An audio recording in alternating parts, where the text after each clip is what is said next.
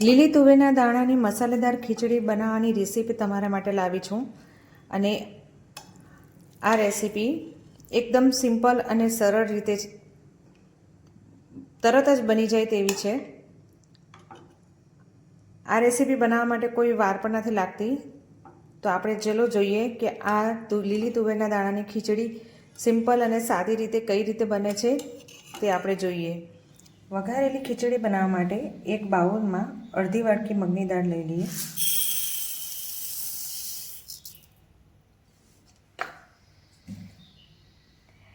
એને આપણે અડધો કલાક માટે પલાળવા મૂકી દઈએ.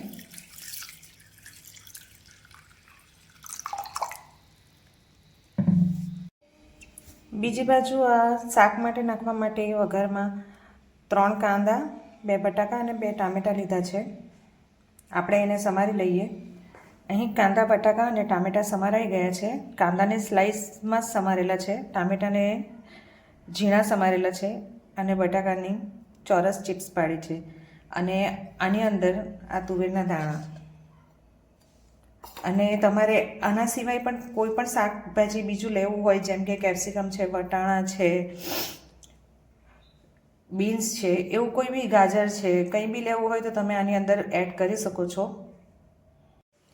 ખીચડી બનાવવા માટે 2 કપ અહીંયા બાસમતી ચોખા લીધા છે.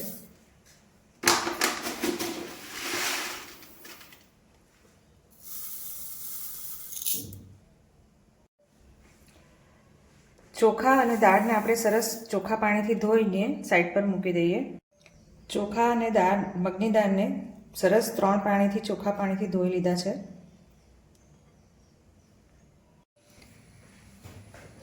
મસાલેદાર ખીચડી બનાવવા માટે કુકરમાં તેલ લઈ લઈએ.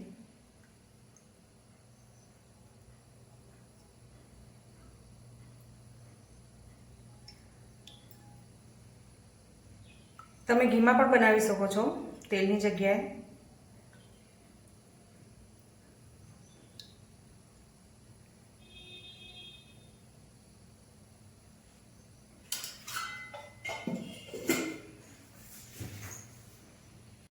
તેલ ગરમ થાય એટલે એની અંદર આ તજપત્તા અને 3 લવિંગ અને 3 ઇલાયચી, એની અંદર આ સ્લાઈસ કરેલો કાંદો,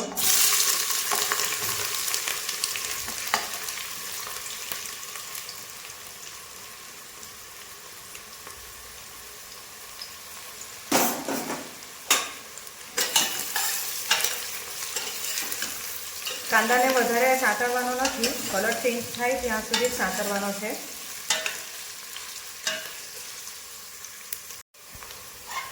કાંદાનો કલર ચેન્જ થઈ ગયો છે. એની અંદર આપણે ટામેટાં ઉમેરી દઈએ.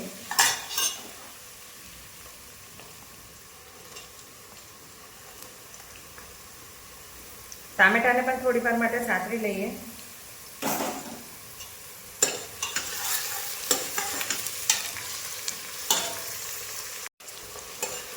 આપણા કાંદા ટામેટાં થોડા સતરાઈ ગયા છે, કલર ચેન્જ થઈ ગયો છે.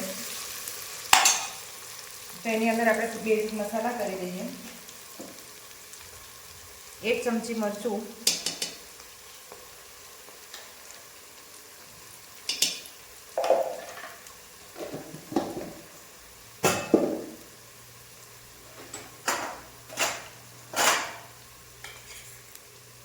1 ચમચી હળદર,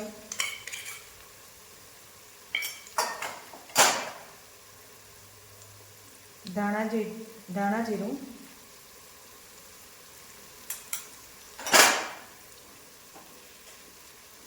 આદુ લસણની પેસ્ટ,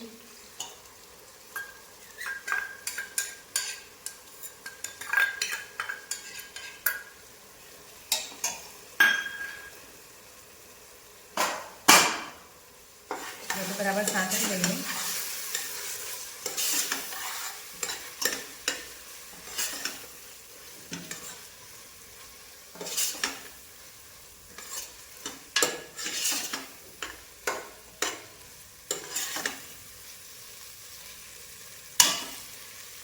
સતરા જાય એટલે એની અંદર શાક નાખી દઈએ. આ બટાકા,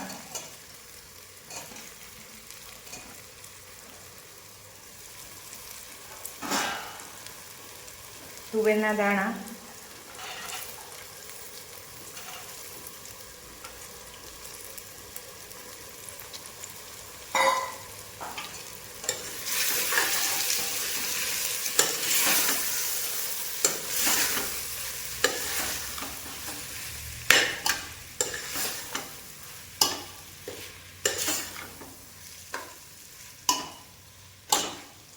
હવે આપણે એની અંદર મીઠું ઉમેરીએ.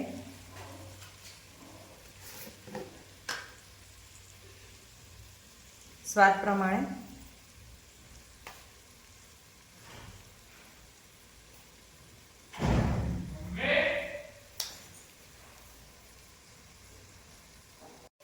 થોડો ચોપ કરેલો ફુદીનો છે.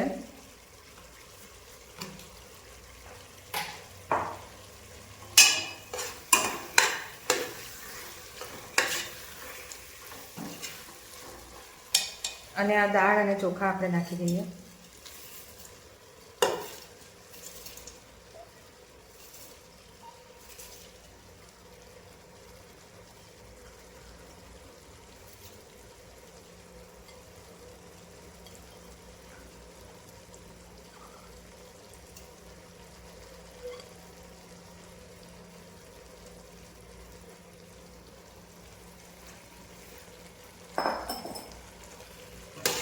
બરાબર મિક્સ કરી લઈએ.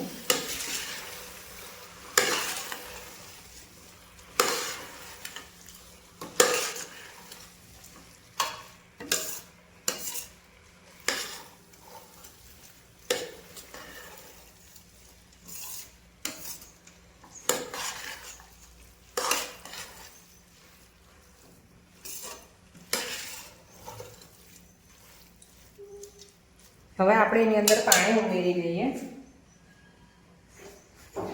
આ જરૂર મુજબ પાણી ઉમેરી દઈએ.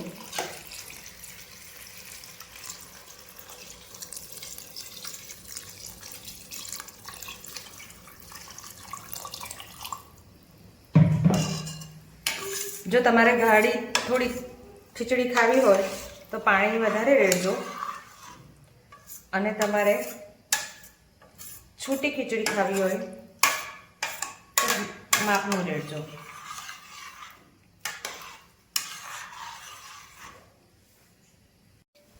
કુકરનું ઢાંકણું બંધ કરી દે અને 2 વિસલ વાગે એટલે બંધ કરી દઈશું કુકર.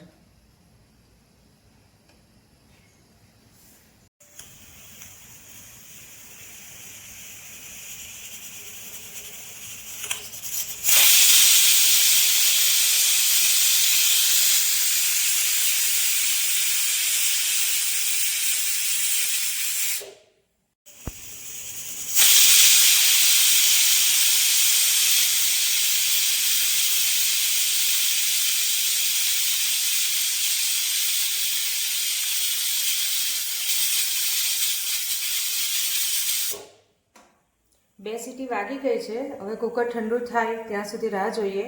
ઠંડુ થાય પછી એને આપણે ખોલીને ચેક કરી લઈએ. આપણું કુકર ઠંડુ થઈ ગયું છે, ચેક કરી લઈએ.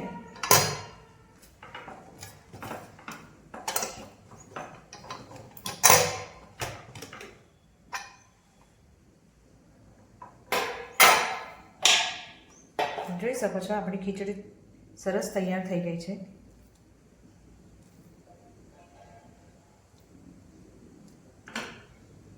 ખીચડીને તમે ઘી રેડીને છાશ સાથે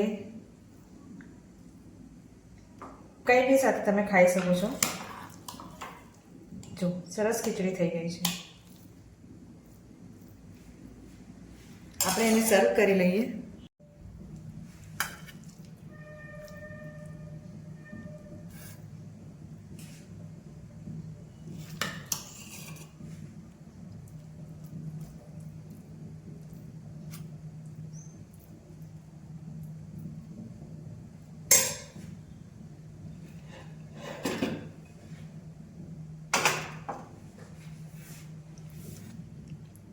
આપણી ખીચડી સરસ રીતે તૈયાર થઈ ગઈ છે.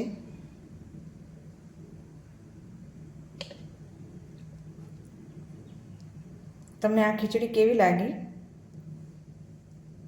અને આની રીત તમને સહેલી લાગી કે નહીં જણાવજો. એકદમ સિમ્પલ અને સરળ રીતથી બનાવી છે અને અંદર કોઈ પણ જાતના એક્સ્ટ્રા કોઈ બીજા મસાલા નથી, બેઝિક મસાલાથી જ બનાવી છે.